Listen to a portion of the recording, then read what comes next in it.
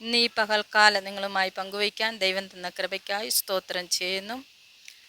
ഇന്നത്തെ ഒരു കാര്യം എന്തെന്ന് വെച്ചാൽ സമാധാനം, അതായത് എൻ്റെ ജീവിതത്തിൽ അല്ലെ നമ്മുടെ ജീവിതത്തിൽ ഉണ്ടാകുന്ന ആ സമാധാനത്തെ കെടുത്തുന്ന ഒരാളുണ്ട്. അതാരാണെന്നാണ് ഇപ്പം നമ്മൾ ചിന്തിക്കാൻ പോകുന്നത്.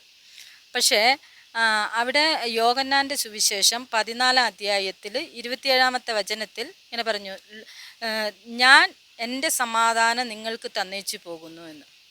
ആ സമാധാനം നമ്മുടെ ജീവിതത്തിൽ ആക്കാതെ നമ്മൾ കണ്ട പല വിചാരങ്ങൾ, അതായത് ഇപ്പോൾ നമ്മുടെ ജീവിതത്തിൽ ഉണ്ടാകുന്ന പല പ്രശ്നങ്ങൾ കാരണം നമ്മൾ ആ സമാധാനത്തെ നഷ്ടപ്പെടുത്തുന്നു. ഇപ്പം നമ്മുടെ സമാധാനം നഷ്ടപ്പെടുത്തുന്ന ആരാ എന്ന് നമ്മളിപ്പോൾ ചോദിച്ചു കഴിഞ്ഞാൽ പറയും, എൻ്റെ അയൽക്കവാസിയാണ്, അല്ലെ വീട്ടിലെ മക്കളാണ്, അല്ലെ ഭർത്താവാണ്, അല്ലെ ഭാര്യയാണ്, അല്ലെ കൂടെ ജോലി ചെയ്യുന്ന ആളാണ്. ഇങ്ങനെ പലവിധമായ ആൾക്കാരെ ചെയ്യും. അല്ലെ നമ്മൾ തമ്മിൽ ഓരോരാളുമായിട്ട് വഴക്കുണ്ടാക്കിയിട്ടുണ്ടെങ്കിൽ അവരുമായിട്ടുള്ള സമ്പർക്കത്തിലുള്ളതാണ് നമ്മുടെ സമാധാനക്കേടിൻ്റെ ഒരു കാരണമെന്ന് നമ്മൾ പലരെയും ചൂണ്ടിക്കാണിക്കാറുണ്ട്. പക്ഷെ ആ സമാധാനം നമ്മുടെ ഉള്ളിലുണ്ട്. ആ സമാധാനം വെളിപ്പെടുത്തുവാൻ നമുക്ക് ആർക്കും കഴിയുന്നില്ല. അതെന്തുകൊണ്ടാണെന്നാണ് നോക്കാൻ പോകുന്നത്. ഇപ്പോൾ ഒരു നെഗറ്റീവായ ചിന്തകൾ നമ്മുടെ ചിന്തയിൽ, അപ്പോൾ ഒരാളിപ്പോൾ എന്നെക്കുറിച്ച് വഴക്ക് പറഞ്ഞു, അപ്പോൾ വേറെ എന്തെങ്കിലും പറഞ്ഞു എന്ന് ഞാൻ ചിന്തിച്ച് ആ ഒറ്റയ്ക്കിരുന്ന് ചിന്തിച്ച് ആരുടെയാണ് സമാധാനം കെട്ടിപ്പോകുന്നത്? അതെൻ്റെ സമാധാനമല്ലേ കെട്ടിപ്പോകുന്നത്. അതുപോലെ തന്നെയാണ് യേശു തരുന്ന സമാധാനം നമ്മുടെ ജീവിതത്തിൽ സന്തോഷവും സമാധാനമായി കൊണ്ടുപോകുവാനായിട്ട് നടത്തണമെങ്കിൽ ആ നെഗറ്റീവായ ചിന്തകൾ ഒഴിവാക്കി നമ്മൾ ദൈവ വചനത്തിലൂടെ പ്രാർത്ഥിച്ചും ദൈവവചനങ്ങളിലൂടെ വായിച്ചും നമുക്ക് കൊണ്ടുപോകുവാനായിട്ട് സാധിക്കാൻ കഴിയും. ഈ സമാധാനം ഇല്ലായ്മ വരുന്നതിൻ്റെ കാരണം ഇതാണ്. നമ്മൾ ഓരോരുത്തരെയും കുറിച്ച് എന്തിനാ ചിന്തിക്കാൻ പോണേ? അവരെന്നെക്കുറിച്ച് ഇന്നത് പറഞ്ഞു, എന്തുകൊണ്ട് ഇങ്ങനെ പറഞ്ഞു, അങ്ങനെ പറഞ്ഞു, നമ്മൾ ആരോടും ചോദിക്കാനും പോകണ്ട, അതിന് വഴക്കിന് പോകണ്ട, ഒന്നും പറയണ്ട. അവരെന്തും പറഞ്ഞോട്ടെ. അത് നമ്മൾ ചെവി കൊടുക്കാതെ, അതിലോട്ട് ചെവി ചായ്ക്കാതെ നമ്മൾ നമ്മുടെ രീതിയിലുള്ള മുമ്പോട്ടുള്ള യാത്രകൾ ദൈവവചനത്തിലൂടെയാണെങ്കിൽ നമുക്ക് ഇപ്പോഴും സമാധാനം, ആ യേശു തരുന്ന സമാധാനം നമ്മുടെ ജീവിതത്തിൽ ഉണ്ടാകും. ഇപ്പോൾ നമ്മൾ ദൈവവചനം വായിക്കുമ്പോൾ ഓരോ കാര്യങ്ങളും പറയാറുണ്ട്. ദൈവവചനം എന്നും വായിക്കുന്നത് കൊണ്ടുള്ള പ്രയോജനം എന്താണെന്ന് പലരും ചോദിക്കാറുണ്ട്. പക്ഷെ ഒരു കഥയിലൂടെ ഞാൻ വെളിപ്പെടുത്തുവാനായിട്ട് ആഗ്രഹിക്കുന്നു.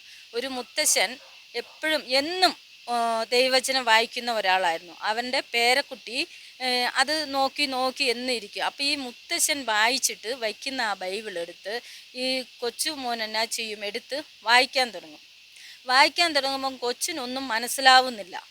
ഈ വചനം വായിക്കുന്നത് കൊണ്ടുള്ള എന്തെങ്കിലും ഒരു കാര്യം ക്ലിക്കാകുമോ, ഒന്നും ചെയ്യാതെ ഈ കൊച്ചിങ്ങനെ ഒന്നും മനസ്സിലാവുന്നില്ലല്ലോ എന്ന് പറഞ്ഞ് ഇങ്ങനെ നടക്കും.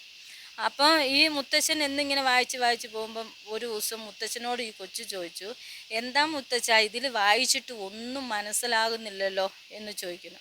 അപ്പോൾ ആ മുത്തശ്ശൻ പറയുന്നു, ഈ ദൈവവചനം, അതായത് അപ്പോൾ ആ കുട്ടിയോട് പറഞ്ഞു നീ ചെന്ന് ഈ കൊട്ട, അതായത് നമ്മൾ മണൽ വാരുന്ന കൊട്ട, ആ കൊട്ടയിൽ ചെന്ന് വെള്ളം കോരിക്കൊണ്ട് വരാൻ പറയാം. മണൽ വാരുന്ന കൊട്ട എങ്ങനെയാണ്? മണൽ വാരുമ്പോൾ ആ മണൽ കൊട്ടയ്ക്കകത്തും വെള്ളം പുറത്തു പോകുന്നതും ആണ്. അപ്പോൾ ഈ കുട്ടി ചെന്നിട്ട് മണൽ വാരുന്ന കൊട്ട വെള്ളം നിറച്ച് കൊണ്ടുവരികയാണ്. അപ്പോൾ പതുക്കെ വന്നു. അപ്പോൾ ആ മുത്തശ്ശൻ പറഞ്ഞു കുറച്ചുകൂടെ സ്പീഡിലേക്ക് കൊണ്ടുവരാൻ പറഞ്ഞു. കുറച്ചുകൂടെ സ്പീഡിൽ കൊച്ചു കൊണ്ടുവന്നു. പിന്നെയും സ്പീഡ് പറഞ്ഞു. അപ്പം അങ്ങനെ ഓടി നടന്നിട്ടും കൊച്ചിന് ആ വെള്ളം കൊണ്ടുവരാനുള്ള സാഹചര്യം ഇല്ല. അപ്പോൾ ഈ കൊച്ചു പറഞ്ഞു, ഞാൻ എന്തോരം സ്പീഡിൽ ഓടിയിട്ടും മുത്തച്ഛ ആ വെള്ളം നിറഞ്ഞ് കൊണ്ടുവരാൻ പറ്റുന്നില്ലല്ലോ എന്ന് പറഞ്ഞു. അപ്പോൾ ആ മുത്തച്ഛൻ അപ്പോഴാണ് പറയണത്, നീ കൊണ്ടുപോയ കൊട്ട എങ്ങനെയുള്ളതായിരുന്നു എന്ന് നീ നോക്കിയോ എന്ന് ചോദിച്ചു. അപ്പോൾ ആ കൊട്ട ചെളി പിടിച്ച് മണ്ണ് ഒത്തിരി ഉള്ള ഒരു കൊട്ടയായിരുന്നു. അപ്പോൾ ആ വെള്ളത്തിൽ മുക്കി എടുത്തതിൻ്റെ ഫലമായ കൊട്ട ക്ലീൻ ആയത് കുട്ടി കണ്ടില്ല. അപ്പോൾ കുട്ടിക്ക് എന്താ വിശ്വാസം എന്ന് വെച്ചാൽ വെള്ളം കൊണ്ടുവരണം എന്ന് മാത്രമേ ഉള്ളൂ. പക്ഷെ ആ കൊട്ട വൃത്തിയായത് കൊച്ചു ശ്രദ്ധിച്ചില്ല. അപ്പോൾ മുത്തശ്ശൻ പറഞ്ഞു, അതുപോലെ തന്നെയാ മക്കളെ, ഈ ബൈബിൾ വായിക്കുന്നത് കൊണ്ട് നമ്മുടെ ജീവിതത്തിൽ, നമ്മുടെ ശരീരത്തിൽ, നമ്മുടെ മനസ്സിലുണ്ടാകുന്ന അഴുക്കുകളെ മാറ്റുവാൻ ദൈവവചനത്തിന് സാധിക്കുമെന്ന് ആ കൊച്ചുമോനോട് ഈ മുത്തശ്ശൻ പറയുകയുണ്ടായി. അങ്ങനെയാണ് ഈ ദൈവവചനം വായിക്കും തോറും നമ്മളുടെ ജീവിതത്തിൽ സമാധാനം ഉണ്ടാകും. അപ്പം മറ്റുള്ളവരോട് ക്ഷമിക്കുവാനുള്ള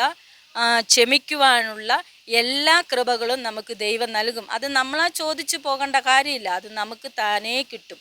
അതാണ് ആ സമാധാനം കെടുത്താതെ, അതായത് നെഗറ്റീവായ ചിന്തകളെ ഒഴിവാക്കി പോസിറ്റീവായ ചിന്തകളെ ചിന്തിച്ച് ദൈവജനത്തിലൂടെ നമ്മൾ ജീവിക്കുകയാണെങ്കിൽ നമ്മുടെ ജീവിതത്തിലും സമാധാനത്തെ ഉണ്ടാകുവാൻ ദൈവം കൃപ ചെയ്യും. അപ്പോൾ ഈ പറഞ്ഞ കാര്യങ്ങളിൽ നിന്നും നമുക്ക് എന്താണ് മനസ്സിലാകുന്നതെന്ന് ചോദിച്ചാൽ, ഈ വചനത്തിലൂടെ ഈ സമാധാനം നഷ്ടപ്പെടുത്തുന്നവൻ, അതായത് ഓരോ പ്രശ്നങ്ങൾ വരുമ്പോഴും ചെയ്യുമ്പോഴും എല്ലാം എൻ്റെ സമാധാനം നഷ്ടപ്പെടുത്തുന്നത് ഇപ്പോൾ ആരാണെന്ന് ചോദിച്ചു കഴിഞ്ഞാൽ അത് ഞാൻ തന്നെ.